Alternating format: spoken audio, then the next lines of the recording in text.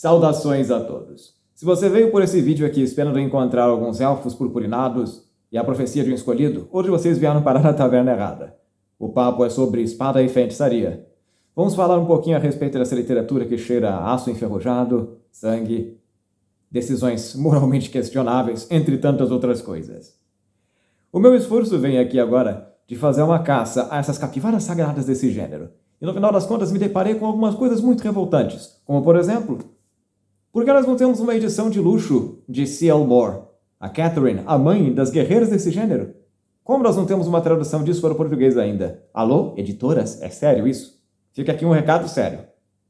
No final das contas, a nossa aventura começa hoje na Weird Tales, lá nos anos 30, e vou mostrar como esse gênero se desenvolveu, e é claro, fazer algumas referências bem quentes de livros por aqui.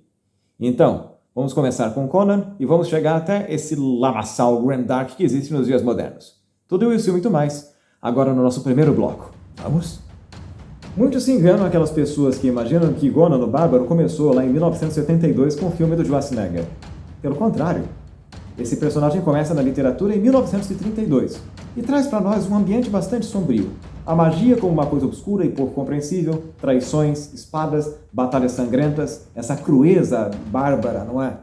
Que marca esse estilo do espada e feitiçaria depois para todo sempre, moldando a cultura pop da maneira como nós a conhecemos hoje em dia.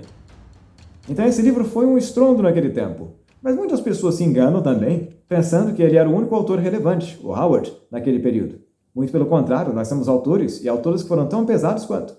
Vamos começar aqui com uma das minhas favoritas, com a C.L. Moore, a Catherine, que publicou então essa história de Jirel the Joiry. Por que ela é importante? Bom, nós temos aqui uma personagem que vive nesse mesmo tipo de ambiente, nesse tipo mesmo de aspecto, mas em um horror onírico. É o que nós chamamos na crítica literária de um horror que parece uma paisagem dos sonhos, uma coisa que distorce os sentidos e traz coisas bastante pavorosas. É diferente desses músculos de aço e dessas pancadarias que acontecem em Conan o Bárbaro, não é? Nós temos maiores sutilezas por aqui que exploram essa questão dos sentidos.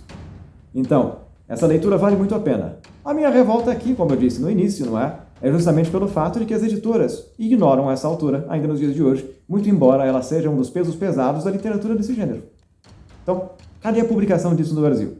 Estamos esperando há décadas. E até agora, nada. Vamos para o nosso próximo autor aqui agora. Nós falamos aqui, é claro, sobre o poeta do Weird, o Clark Ashington Smith. É um autor que nós brincamos na crítica literária, né, que nós dizemos que o Google Tradutor chora na hora de traduzir esse material. Porque é uma linguagem muito poética, é uma linguagem muito densa e muito bela, que explora, então, esse mundo decadente, dying world, nós dizemos assim na literatura. Vale muito a pena porque nós temos um vocabulário bastante rico e ele aprofunda esse aspecto um pouco mais pessimista, esse aspecto um pouco mais sombrio. Muito embora ele tenha vivido o dobro de tempo de seus companheiros ali, até os anos 60, ele faleceu em 61, se não me engano, ele pouco foi publicado ou pouco é lido hoje em dia, não é? Por conta dessa dificuldade de tradução e essa leitura aí também que nós temos que desfrutar com algum cuidado. É complexo, mas sem sombra de dúvidas, vale a pena, porque é uma beleza bastante sombria. Vale a pena a leitura, fica a dica. E é claro, como não poderia deixar de ser, eu deixo aqui essa indicação para vocês, essa quentíssima publicação da Pipoca e Nanquim de Conan o Bárbaro, para que vocês possam fazer uma leitura aí desse material do Howard, que, claro, é o marco zero, que dá origem a todo esse tipo de literatura de espada e feitiçaria. Interessante, não é verdade? Façam essa leitura com algum cuidado, porque vai valer muito a pena. Agora vamos para o nosso bloco 2. Os anos 60 trouxeram uma paisagem um pouco mais urbana para esse tipo de narrativa. Nós temos aqui os livros de Fritz Leiber, e acima de tudo nós temos uma incorporação do cinismo e do caos. E de várias zonas cinzas ao invés de um preto no branco, personagens que são amorais. Isso foi divertidíssimo de ler. Nós temos aqui uma amizade entre um bárbaro, Fafhrd, e um gatuno. Os dois personagens têm uma amizade extremamente tóxica e sobrevivem nesse ambiente urbano.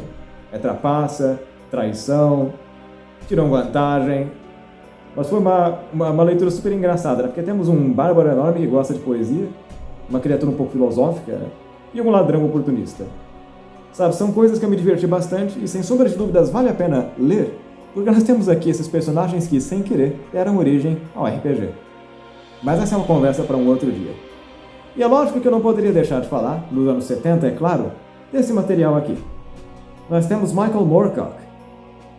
Nós temos Elric como um anti-Conan, é uma criatura que vai numa direção extremamente contrária. É albino, é magro, viciado em almas e odeia o próprio povo.